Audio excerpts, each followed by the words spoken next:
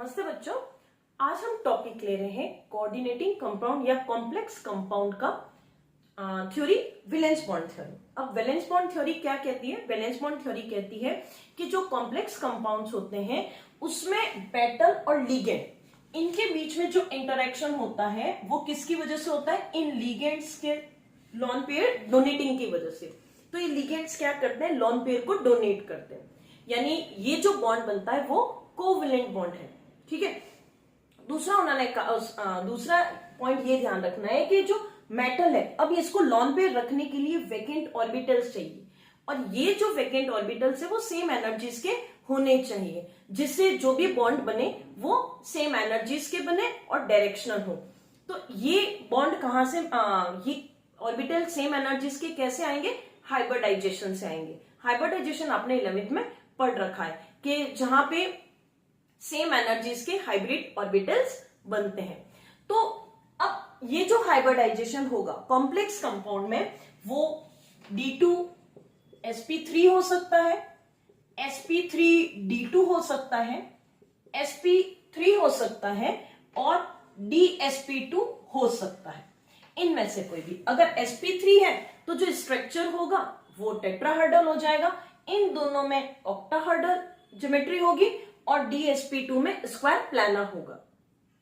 ये जो dsp3, तो यहां देखिए 6 कोऑर्डिनेटिंग नंबर, अगर 6 है तो ऊपर वाले दोनों हाइब्रिडाइजेशन मिल सकते हैं, और अगर 4 कोऑर्डिनेटिंग नंबर है तो ये दोनों हाइब्रिडाइजेशन को शो कर सकते हैं। अब ये कैसे होगा, और इसको समझने के पहले, इसके एग्जाम्पल करने से पहले आप एक बात ध्यान रख लो कि वीक फील्ड लिगेंड और स्ट्रॉन्ग फील्ड लिगेंड का बहुत फर्क पड़ेगा जब हम इनकी हाइब्रिडाइजेशन करवाएंगे। तो वीक फील्ड लिगेंड क्या होता है और स्ट्रॉन्ग फील्ड लिगेंड, अब आपको बुक के अंदर एक सीक्वेंस दे रखा, अरेंजिंग दे रखा, अगर आपको याद नहीं रहे तो हम एक ध्यान रख सकते हैं। जो स्ट्रॉन्ग फील्ड लिगेंड्स होते हैं वो कौन से होते हैं? जिनमें नाइट्रोजन हो, जिसमें कार्बन आ रहा हो और जिसमें क्या आ रहा है? फॉस्फोरस आ रहा है। तो ये सारे स्ट्रॉन्ग फील्ड लिगेंड है। और जो स्ट्रॉन्ग फील्ड लिगेंड से वो क्या बनाते हैं? पेयरिंग बनाते हैं, यानी वहां पे क्या पॉसिबल होगा? पेयरिंग पॉसिबल होगा। और दूसरी बात आपको ध्यान रखनी है, weak field ligand. Weak field ligand वो होंगे जिसमें या तो सल्फर होगा, या फिर कोई हेलोजन प्रेजेंट है, या फिर ऑक्सीजन प्रेजेंट है, तो वो आएंगे आपके वीक फील्ड लिगेंड में। और वीक फील्ड लिगेंड पेयरिंग नहीं करते हैं। कैसे नहीं करते हैं अभी अपन एग्जाम्पल के थ्रू समझते हैं। अभी आप सिर्फ ये बात याद रखिए। दूसरी चीज आपको ये ध्यान रखनी है कि जो H2O है, जो NH3 है, ये जो बीच में आ रहे हैं, आप अगर आप उसकी अरेंजिंग इंक्रीजिंग ऑर्डर जब देखते हैं तो जो सेंटर में आ रहे हैं वो एवरेज लिगेंड्स की तरह बिहेव करते हैं, यानी कभी ये वीक की तरह काम करेंगे, कभी ये स्ट्रॉन्ग की तरह करेंगे। दूसरी जो कोबाल्ट है, इस कोबाल्ट के साथ सारे लिगेंड जो है वो स्ट्रॉन्ग फील्ड की तरह ही काम करेंगे। मतलब कोबाल्ट के साथ कोई भी अगर लिगेंड जुड़ता है तो उसकी ताकत बढ़ती ही है, यानी वो स्ट्रॉन्ग लिगेंड ही होगा। ये पॉइंट आपको याद रखना है। अब जैसे हम एक एग्जांपल लेते हैं, हमने लिया FeCN6+3 और ये हो गया। अब अगर हम सबसे पहले क्या करते हैं, हाइब्रिडाइजेशन में ग्राउंड स्टेट लिखते हैं और कॉन्फ़िगरेशन लिखते हैं। जो Fe है उसका एटॉमिक नंबर होता है 26। तो अगर अपन इसका कॉन्फ़िगरेशन लिखेंगे तो देखिए, ये ऑर्गन के पास आ गए 18, पहले S में भरे जाएंगे तो 18 और ये हो गए 2, 10 बच गए कितने? 6 हो गए। अब अगर अपन इसकी ग्राउंड स्टेट लिखते हैं तो हम कैसे लिखेंगे? लिखते समय पहले N जिसका कम है उसको आगे लिखेंगे, ये 1 2, और यहां आ जाएगा अपना 4s, और यहां 4p इसके पास खाली है, तो ये हो गया 3d, ये हो गया 4s और ये हो गया 4p। इसमें 6 इलेक्ट्रॉन, 1 2 3 4 5, और यहां पे ये हुंस लॉस है ना, फिर पेयरिंग होगी। देन यहां s के अंदर 2 इलेक्ट्रॉन। अब यहां देखिए, सॉरी +3। अब यहां देखिए एक ऑक्सीडेशन नंबर निकालेंगे अपन आयरन का, तो ऑक्सीडेशन नंबर कितना आएगा? यहाँ पे 3 आएगा, तो Fe+3 बनेगा। 3 बनेगा, दैट मीन्स इसमें से 3 इलेक्ट्रॉन निकलेंगे। अब ये जो 3 इलेक्ट्रॉन, यानी ये अपने पास रहेगा। अब याद रखना इलेक्ट्रॉन भरे भी s में पहले जाते हैं और निकलेंगे भी s से। तो ये 2 और ये 3 इलेक्ट्रॉन चले गए, 1 2 3। तो हमारे पास ये रहेगा 1 2 3 4 और ये हो गया अपना 5। ये इस तरह से हो गया क्योंकि ये इलेक्ट्रॉन कहां आ जाएगा, यहां आगे। अब इतना करने के बाद हम देखेंगे ये अपने पास खाली हो गए, ये 4s खाली है और ये 4p भी खाली है। अब यहां देखिए ये मेरे पास क्या है, Cn। अभी हमने देखा था कि Cn कैसा है, क्योंकि इसमें क्या आ रहा है, कार्बन आ रहा है या नाइट्रोजन आता है, तो वो कौन सा फील्ड होगा, स्ट्रॉन्ग फील्ड बनाएगा। तो ये एक स्ट्रॉन्ग फील्ड है। अब ये स्ट्रॉन्ग फील्ड है मतलब पेयरिंग होगा। पेयरिंग का मतलब ये इलेक्ट्रॉन कहां आएंगे, ये वाले जो इलेक्ट्रॉन है ना ये पीछे चले जाएंगे, क्योंकि मुझे कितने वैकेंट चाहिए ऑर्बिटल, 6 चाहिए, तो 2 यहां से आएंगे, यानी ये दोनों जो है इसको खाली करने के लिए ये क्या कर लेंगे, पेयरिंग कर लेंगे, पीछे की तरफ चले जाएंगे। तो ये पेयरिंग कुछ ऐसे हो जाएगी, ये 1 2 और ये दोनों तो हो गए खाली, ये 2 और ये 3, और ये जो 2 इलेक्ट्रॉन है ये कहां चले जाएंगे, पीछे चले जाएंगे, कारण स्ट्रॉन्ग फील्ड लिगेंड की वजह से। और स्ट्रॉन्ग फील्ड का हमें कैसे पता चला, अभी हमने कहा था जहां फास्फोरस है, कार्बन है और नाइट्रोजन है, वो क्या बनाता है, स्ट्रॉन्ग फील्ड लिगेंड बनाता है, और वहां पेयरिंग होती है। तो ये पेयरिंग हो गई।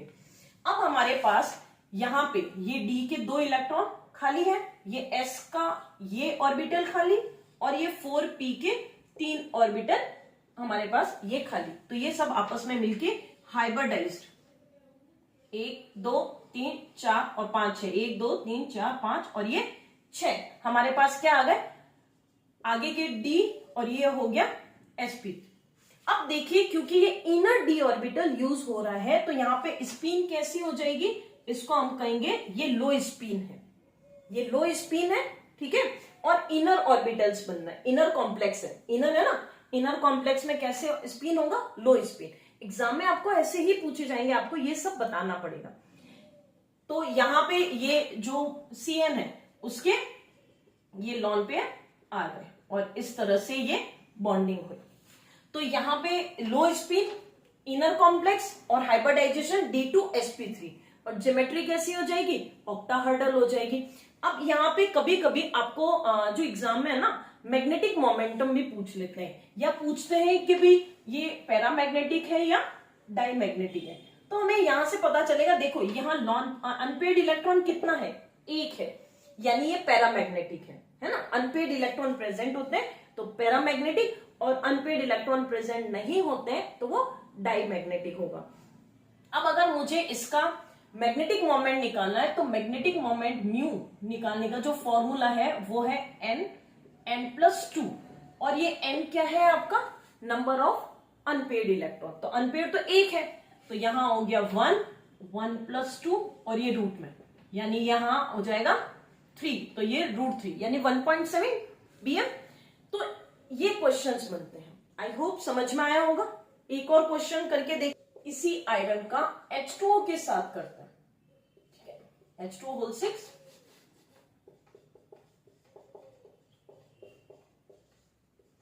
और यहां पे +3।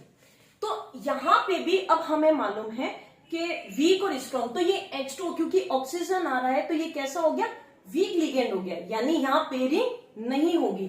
तो जैसा अभी हमने Fe का लिखा था बिल्कुल वैसे ही लिख लेते हैं, 27 था, तो अब मैं सीधा ही लिख रही हूं,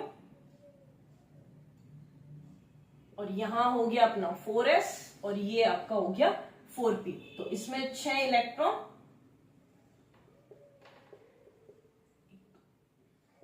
और यहां हो गए 2, ये हो गया आपका 3d6 4s2 और ये 4p empty है। यहां पे भी क्या बनेगा आपका Fe+3 बनेगा, Fe+3 है मतलब 3 इलेक्ट्रॉन निकल गए, 1 2 3 4 और ये 5। अब देखिए क्योंकि यहाँ वाटर है, ये कैसा लिगेंड है, क्योंकि इसमें ऑक्सीजन आ रहा है तो ये कैसा लिगेंड हो गया, ऑक्सीजन और हाइड्रोजन दोनों है, तो ये वीक लिगेंड हो गया। वीक लिगेंड मतलब अब पेयरिंग नहीं होगी, मतलब वो पीछे की तरफ नहीं जाएंगे। तो अब जब हाइब्रिडाइजेशन यानी जो वैकेंट ऑर्बिटल मिलेगा वो आगे वाला, यानी ये 4s यहाँ 4p और d के भी हमारे पास खाली है, एम्प्टी है, तो यहाँ d के भी 2 ऑर्बिटल, ये s के 3 सॉरी P के 3 और S, तो यहां पे ये हमारे पास जो हाइब्रिड ऑर्बिट आएंगे वो आएंगे sp3d2, आगे वाला आएगा, क्योंकि पेयरिंग नहीं हो रही है और वीक लिगेंड है। वीक लिगेंड में स्पिन कैसी हो जाएगी, हाई स्पिन हो जाएगी, और कॉम्प्लेक्स कैसा बनेगा, आउटर कॉम्प्लेक्स बनेगा। तो 1 2 3 4 और ये 6, और इसमें हमारे ये आ गए आपके लॉन पे। ठीक है, तो ये याद रखना, यानी स्ट्रॉन्ग फील्ड और वीक फील्ड क्लियर हो गया। तो अब इसकी प्रैक्टिस करिए, और इनमें आपको ज्योमेट्री पता होनी चाहिए। आपको मोमेंट पूछते हैं कि मैग्नेटिक मोमेंट क्या है, स्पिन पूछ लेते हैं कि लो स्पिन है या हाई स्पिन है, और इस तरह से आते हैं। वीबीटी थ्योरी बहुत कम पूछी जाती है, लेकिन इसके ड्रॉबैक्स क्या है कि ये कलर, जो कॉम्प्लेक्स कंपाउंड्स होते हैं ना, वो कलरफुल होते हैं, उस चीज को ये एक्सप्लेन नहीं कर पाए थे। और ये जो स्ट्रॉन्ग लिगेंड और वीक लिगेंड है, उसमें भी ये डिफ्रेंशिएशन नहीं बता पाएंगे, और ये थर्मोडायनेमिक और काइनेटिक स्टेबिलिटी को भी समझाने में असफल रहे। तो आपको ये आई होप वीबीटी थ्योरी समझ में आ गई होगी। आप इनके क्वेश्चंस प्रैक्टिस करिए।